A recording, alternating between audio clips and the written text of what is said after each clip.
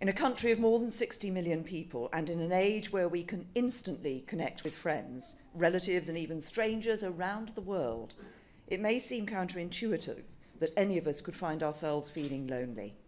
Yet more than 9 million of us say that we always or often feel lonely.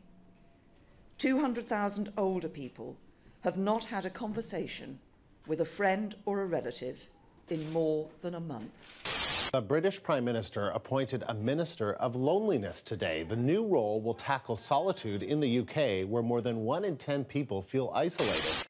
Britain's government has appointed a Minister for Loneliness. Prime Minister Theresa May announced Wednesday that Minister for Sport and Civil Society Tracy Crouch will serve as the ministerial lead on loneliness. The new position is part of a wider effort to tackle loneliness and social isolation in the UK. Research shows it's a big problem in Britain. The British Red Cross says more than 9 million people there always or often feel lonely. May said in a statement, "For far too many people, loneliness is the sad reality of modern life. I want to confront this challenge for our society and for all of us to take action." So just how serious of a problem is this?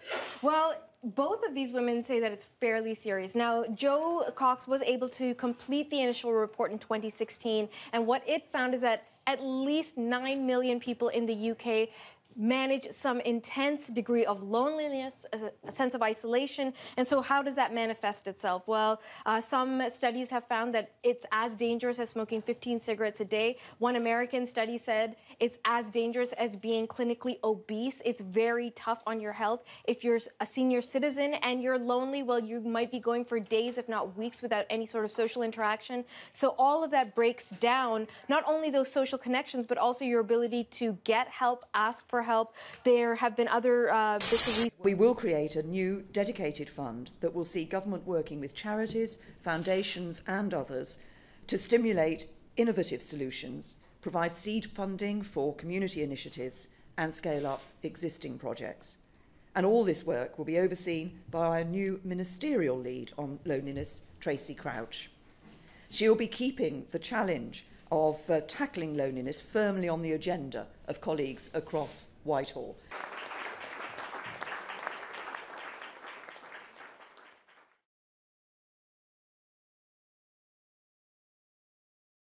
I can go for days, at least, a few days without speaking to anybody.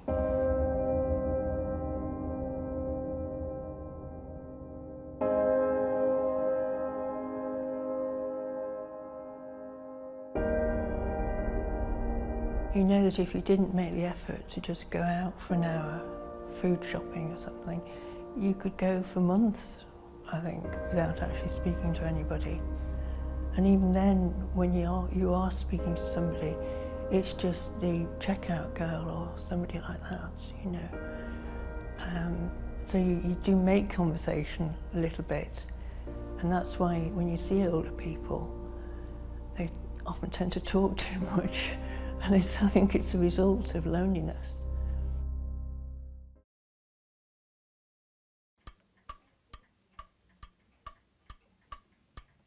If you've never been lonely, you don't realise what it is like. It feels as though you've been dumped in the deep end and there's nobody there to rescue you. Well, you go hours and hours, never speak to anybody.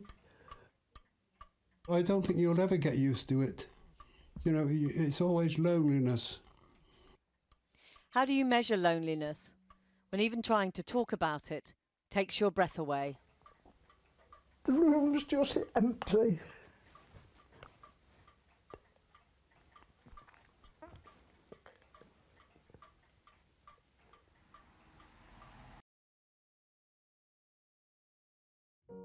I met my wife in Naples.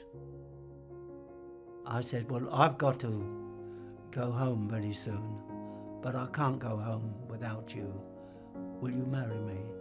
And my marriage lasted 64 happy years, and it wasn't long enough. When my wife left me,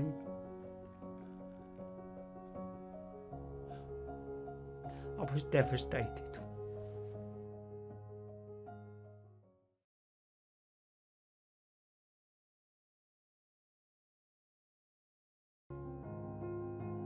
put it in my calendar, and it gives me that feeling I've got something to look forward to.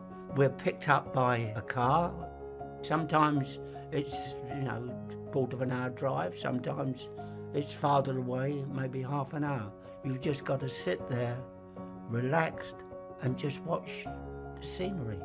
Quite often it's in places I haven't been before. Sometimes it's somewhere I know, and I say, I know, I've been here. It's not so much the tea and the cakes, but it's the important bit is getting together, being able to talk to one another. God bless these people that do this sort of thing, because they don't know really how much it's appreciated. You're sorry that the day has ended, but you feel exhilarated. You've unburdened what's been pent up for a month. Maybe you wanted to talk about something, and then you can relate to somebody there and tell them. Oh, it's a journey that it's so important.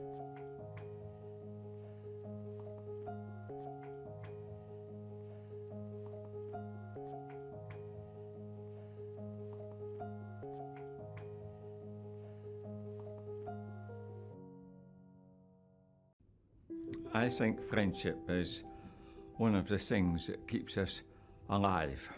I think it is very important to have some friends and try to meet new ones. It's one of the most important things there is in life, and the older you get, the more important it is. Well, it's known fact that if you've got two really, really, you know, good friends within a friendship, then you're lucky. Well, I'm quite a happy chap. I'm quite easy to get on with. Most of the friends that I have are a lot younger than I am, seem to put up with me. Apart from not having my wife anymore, I'm a happy bunny.